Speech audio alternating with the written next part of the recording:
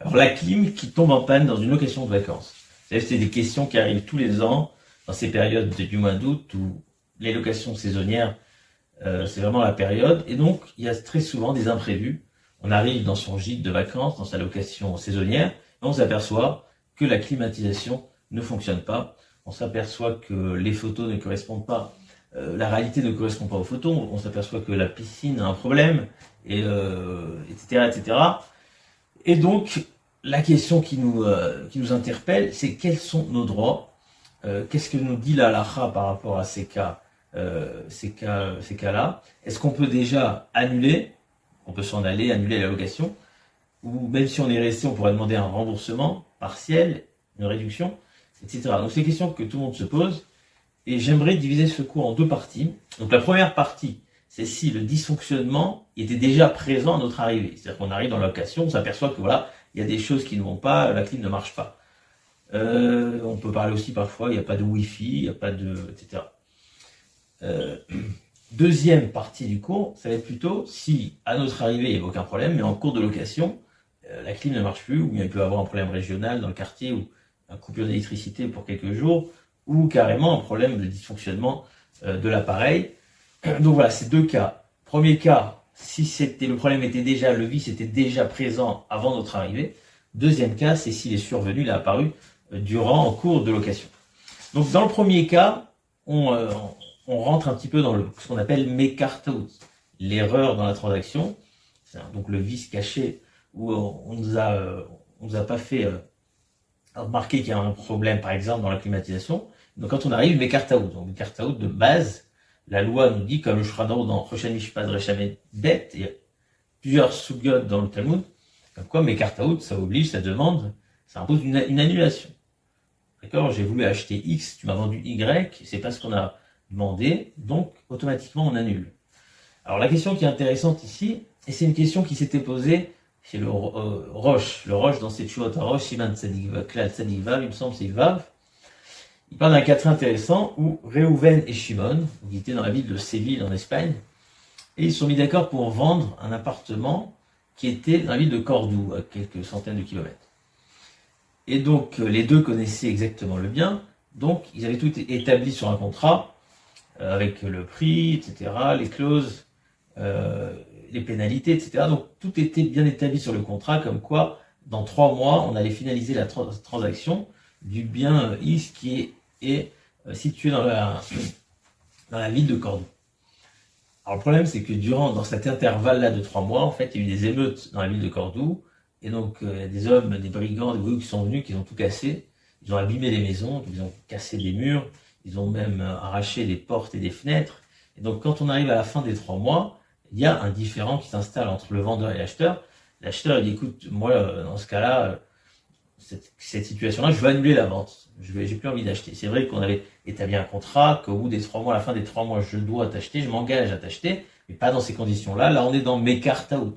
Donc ça, c'était l'argument de l'acheteur. C'est mekartaout. Moi, je t'ai acheté X, maintenant c'est Y. C'est autre chose. Le vendeur, lui, il dit, écoute, moi, la maison que je t'ai vendue, elle est là, elle existe, il y a les murs, etc.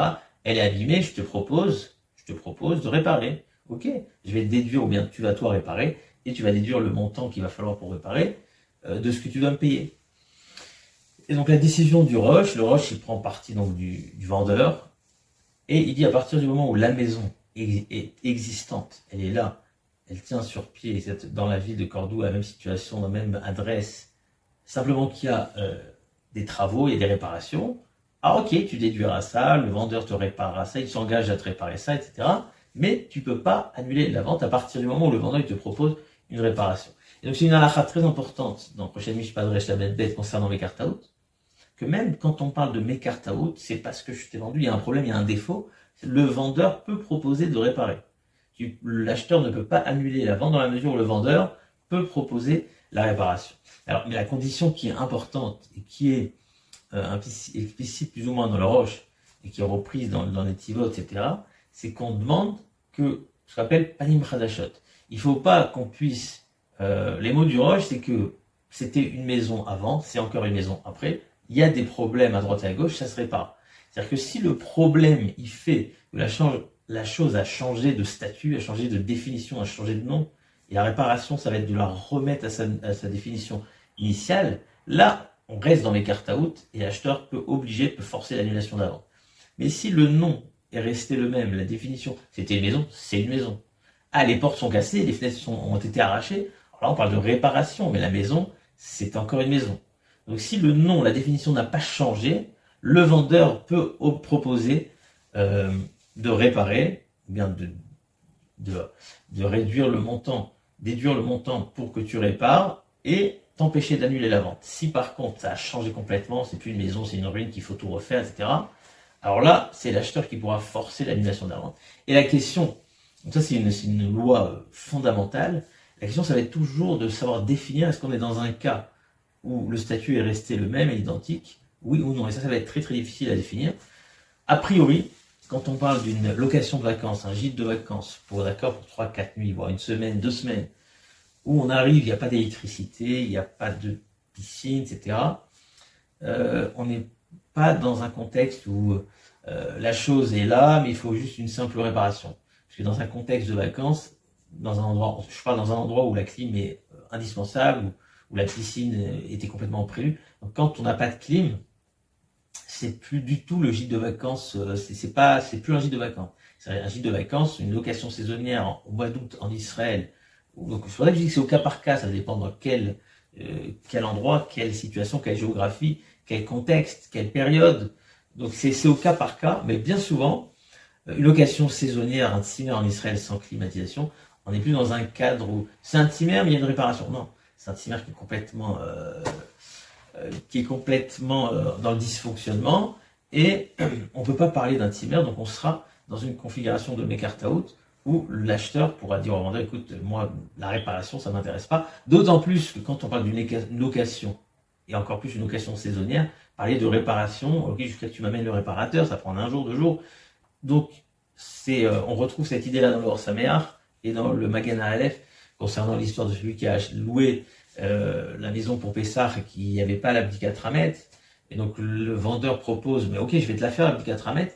Alors, la Gemara donne une svara particulière, mais sans cette svara, tu peux pas obliger au loueur, au locataire, de réparer alors que sa location c'est pour 1 semaine ou 2, et le temps que tu répares, ça va prendre quelques jours. Quand on parle d'une location, la réparation qui prend un certain temps ne peut pas être acceptée. Donc, concernant mes cartes out, j'arrive dans un gîte de vacances, une location de vacances, il y a un problème dans la piscine, il y a un problème dans la climatisation, dans un endroit où c'est un peu indispensable, on peut parler d'annulation immédiate, et donc sans aucun problème. La deuxième question qu'on avait envie de développer plus en détail, c'est si on a commencé la location, donc tout marchait, tout fonctionnait, et puis à un moment donné, il y a un dysfonctionnement, ça s'arrête, il y a une panne, etc. Qu'est-ce qu'on fait? Alors, ce qu'il faut savoir, c'est qu'on a une Mishnah dans Baba Metzia Einchet qui nous fait une distinction fondamentale. Alors là-bas, on parle d'une location animale.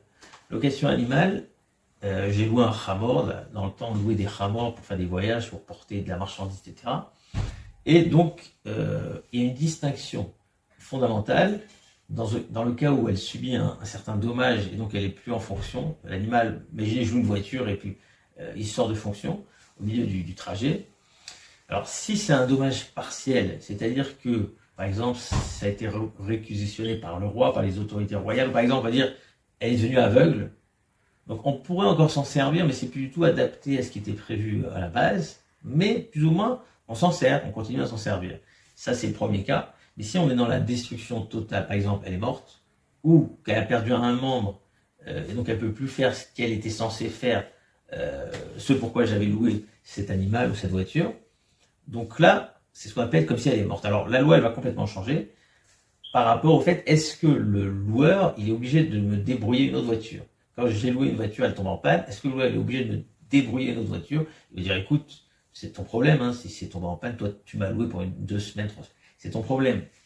Alors la Mishnah, dans la Mishnah, elle nous fait cette différence-là. Si l'animal est mort, ou il a perdu le membre essentiel pour ce pourquoi il a été loué, donc le maskir, le loueur, il va être obligé de lui débrouiller un autre animal. On parle de Srirut Stam. Par contre, si est devenue aveugle, c'est-à-dire qu'elle est encore plus ou moins, on peut s'en servir, mais on a un peu de mal.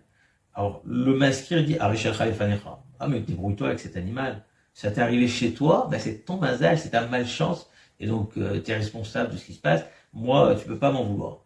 À partir du moment où je t'ai loué, un certain mazal, ben, si ça s'est passé chez toi, qui est devenu aveugle, ben mazal chagaram, are shelcha lefanecha, débrouille-toi avec cet animal. Alors, c'est-à-dire quoi débrouille-toi avec cet animal? Il doit payer plein tarif, plein pot? Alors, c'est une grande discussion dans la Rishonim. Dans Rashi, on verrait que non, on partage entre les deux la perte. Mais dans le Rambam, alors dans le Rambam c'est discuté, mais tel que le gars de Vina, le Netivot, comprennent dans le Rambam et donc dans le Shulchan Aruch qui reprend les mots du Rambam, tu dois payer plein pot. Donc tu as loué un animal ou une voiture et au milieu de la période ça marche plus, et ben le maskir, le il te dit Arishel Khalifancha, débrouille-toi avec ce qu'il y a devant toi, et pas seulement ça, tu dois payer plein tarif. Ça c'est la loi qui est tranchée dans le Shulchan Aruch. Alors pour comprendre la raison, cette différence entre si l'animal il est mort ou il est devenu aveugle, le Netivot il donne même deux explications qui sont très fondamentales ici. Première explication, c'est qu'il faut différencier quand le problème il est dans l'usage, l'utilisation de cet animal, ou quand le problème il est dans le corps même, l'existence même de l'animal. S'il est dans l'existence de l'animal, donc là ça touche aussi le loueur, le maskir. Donc le maskir ne pourra pas dire au locataire c'est ton mazal, ben non, puisque ça touche toi aussi. Mais si tout va bien en ce qui concerne le capital, le corps de l'animal, mais l'usage, le problème il est dans l'utilisation, donc là le maskir peut se tourner vers le sourire et dire écoute, c'est ton problème, mazal chagaram, c'est ta malchance, et donc prends ce qu'il y a devant toi et laisse-moi tranquille. Donc ça c'est la première différence fondamentale du Netivot. Deuxième différence, c'est qu'en général, quand l'animal il est mort ou qu'il a perdu un membre, c'était qu'à la base, il était prédestiné, prévu, il y avait déjà un problème cet animal. Alors que le cas de l'aveuglement ou le cas de l'autorité royale qui sont venus prendre, etc., c'est quelque chose qui arrive subitement, qui n'a rien à voir. On ne peut pas dire que c'était déjà prévu. Ça, c'est le Netivot. Encore d'autres explications, le Machan Ephraim qui nous fait cette distinction entre est-ce que la chose elle est encore utilisable, praticable, même difficilement ou plus du tout. Bref, mais concernant une climatisation qui tombe en panne dans un gîte de vacances, il me semble qu'on puisse dire que ça correspond à l'animal qui est mort ou qui ne marche plus. Et d'après première logique du Netivot, le problème il est dans le gouffre, dans le corps même de la chose. Tu m'as donné un appartement où il manque quelque chose d'essentiel pour la période et pour la situation pour laquelle j'ai loué. Il manque quelque chose d'essentiel. Donc on parle du corps, on parle pas seulement d'utilisation. Et plus que ça, quand le Netivot nous dit qu'a priori quand l'animal est mort, c'est qu'il y avait un problème. En général, quand je loue un appartement et que la climatisation tombe en panne, en général, c'est qu'il y avait déjà un petit problème, était prédisposé à tomber en panne. Donc si on s'arrête un petit peu sur ces deux logiques-là, on devrait dire que le maskir ne peut pas dire Arishel Khalifenra, débrouille-toi avec Sota, mais le maskir sera obligé donc ou de me débrouiller, de me réparer ça. En tout cas, moi j'ai cette possibilité, moi le locataire, j'ai cette possibilité d'annuler. Écoute, moi j'ai pas loué ça comme ça, même si c'est arrivé après, je peux annuler et partir maintenant sans payer la suite.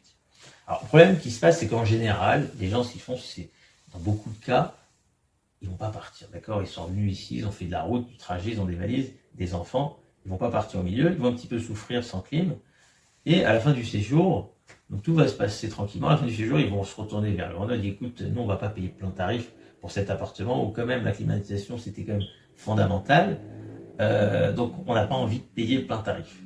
Et ça, c'est une question très actuelle et très importante dans tous ces cas-là qui arrivent très souvent. Donc, la question c'est, est-ce que le fait que tu as continué à habiter dans cette location, ça veut dire que tu as été d'accord, tu as admis que voilà, c'était plus intéressant pour toi de rester, et donc tu seras obligé de payer le tarif qui était prévu de base. Alors, ce qu'il faut savoir, c'est qu'on a une halakha intéressante qui est mentionnée dans le Machan Ephraim al-Chotona Simané, qui s'appuie sur un ritva explicite dans Bava Metzia Dafnoun. Il dit que si j'avertis le maskir, c'est-à-dire que quand je vois qu'il y a un problème de climatisation, j'appelle le maskir et écoute, il y a un problème dans ton appartement, voilà, sache qu'il y a un problème, etc. Voilà. Donc je raccroche, je continue à habiter ici. Nous dit le ritva, alors le ritva il ne parle pas de Mekartaout, il parle de Onaa. Onaa, c'est quand j'ai acheté un objet, un article, j'ai loué à une valeur qui était supérieure à son prix. Donc il nous dit que même si à partir du moment où j'ai averti le propriétaire, alors même si je continue à utiliser, c'est pas comme si j'ai accepté. On peut pas considérer que c'est un consentement quand j'ai averti le propriétaire. Donc si on se base sur ce principe-là, eh ben, on pourrait dire que même si j'ai continué à habiter, ben, je peux arriver à la fin du séjour et dire écoute, je t'ai quand même averti, c'est-à-dire que tu sais que j'ai pas accepté. J'avais pas le choix, donc je suis resté. Mais ce qui est intéressant, c'est que beaucoup ne partagent pas cet avis du Mahan Ephraim, c'est-à-dire qu'ils vont nous dire que le Ritva, c'est vrai qu'il existe le Ritva de Rametzia d'Afnoun, mais il s'agit, il ne parle uniquement concernant Ona, parce qu'Ona, on est dans une histoire d'argent. C'est-à-dire que moi, je veux absolument acheter ce bien-là, mais pas à ce prix. Alors que mes cartes out, c'est pas ça. Mes cartes out, c'est que je ne veux pas acheter ce bien-là. Et donc, ils nous disent que dans mes cartes out, si tu continues à utiliser, même une fois que tu as averti, ça ne peut pas être considéré comme un consentement. On a le Sefer Galia Masechet. Pardon, ça sera considéré comme un consentement. Sefer Galia Masechet, dans Chelek Rosh Mishpat Siman Yud. Le Pitré Tshuva, dans Siman Resh Lamed Bet, Seif Katan Aleph, il est d'accord avec ce Galia Masechet. Et nous disent que, différemment de Onaa, dans les cartes out, même si tu as averti le propriétaire, à partir du moment où tu es resté, tu as continué à habiter, c'est considéré comme une acceptation, un consentement, et donc tu as été d'accord de payer plein pot.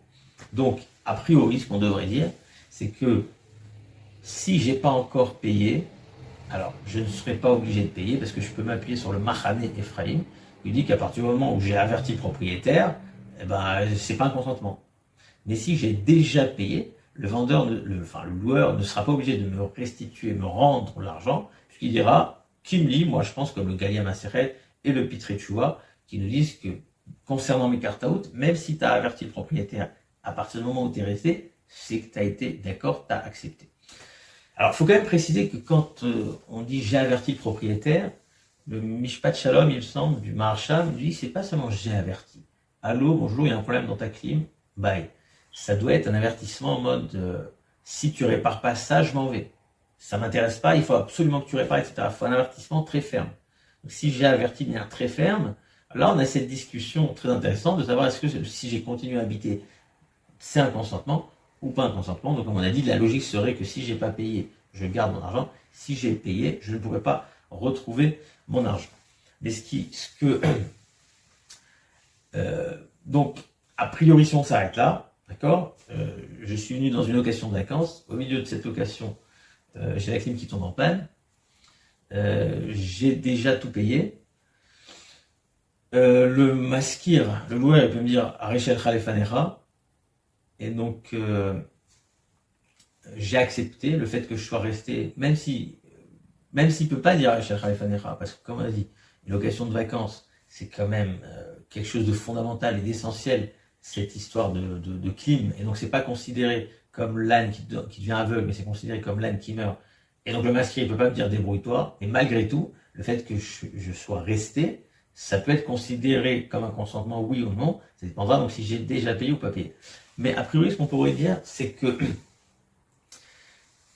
et avec ça je voudrais conclure, avec cette logique-là, c'est que concernant les locations de vacances, particulièrement, les locations saisonnières, pour comme ça, quelques jours, quelques nuits, une semaine, 2 semaines, il y a quelque chose de totalement différent.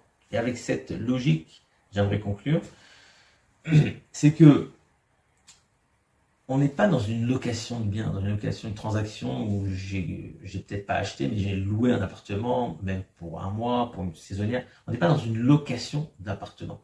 On est dans un hébergement en contrepartie d'un prix que je paye. La preuve, c'est que c'est pas moi qui paye l'eau, l'électricité. Deuxièmement, on me met à disposition des serviettes, des draps.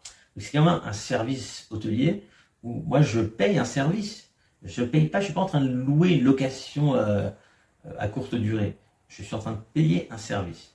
Donc à partir du moment où je paye un service, si le service n'est pas complet, il n'y a pas de climatisation, il n'y a pas de piscine, je ne vois pas pourquoi je vais payer la somme pleine. Vous comprenez ce que je veux dire? C'est-à-dire que si on parle toute la sougia qui nous dit que le masquer peut dire au soraire débrouille-toi, c'est arrivé chez toi, c'est ta machin, tous ces cas-là, on est dans un cas de srirout, où j'ai loué, c'est une forme de transaction, c'est peut-être pas de la vente, mais ça se rapproche d'une vente. Il a loué son appartement, donc c'est plus ou moins à lui, il y a une certaine forme d'acquisition. Et donc, si ça t'arrive chez toi, apparemment c'est que c'est ta malchance. Ça, c'est concernant une vraie location. Mais dans les tzimmer, les petites locations de gîtes de vacances comme ça, où je suis, en général, on me livre même les draps et les serviettes, et c'est pas moi qui m'occupe de l'électricité. On n'est plus dans de la location à proprement parler, on est plutôt dans de l'hébergement, dans de l'hôtellerie, où là, j'ai aucune forme d'acquisition dans la chose, et je paye un service. Et donc à partir de cela, si le service n'est pas complet, d'accord, il y avait un problème de piscine, il y avait un problème de climatisation, il y avait un problème de plein de choses, ben là, même si je suis resté pendant toute la période sans rien dire, je peux arriver à la fin et écoute, il manquait ça, ça et ça, donc on déduit de ce qu'on devait. Donc ça, c'est a priori la halakha avec laquelle j'aimerais conclure, c'est que même si je suis resté jusqu'au bout de la période, je pourrais à la fin demander une déduction. Alors il va falloir évaluer avec une estimation exactement, j'enlève un tiers. Est-ce que comment évaluer un problème de climatisation dans une période des vacances, mais je pourrais enlever quelque chose comme un tiers, quelque chose comme ça, du prix de la location. Donc chaque cas devrait être étudié au cas par cas. Par exemple, quelqu'un qui va dire il n'y avait pas de Wi-Fi. Alors oui, qui dit que la Wi-Fi c'est fondamental, c'est indispensable dans une location de vacances. Il faut vraiment demander, estimer, arriver à une évaluation. Est-ce que c'est quelque chose qui perturbe un gîte de vacances? Oui ou non? Et donc sur chaque sujet, il faudra demander au cas par cas et savoir évaluer. Est-ce que ça c'est un dysfonctionnement qui annule la définition même du gîte de vacances, de la location de vacances? Oui ou non? En fonction de ça, il va falloir établir la halakha.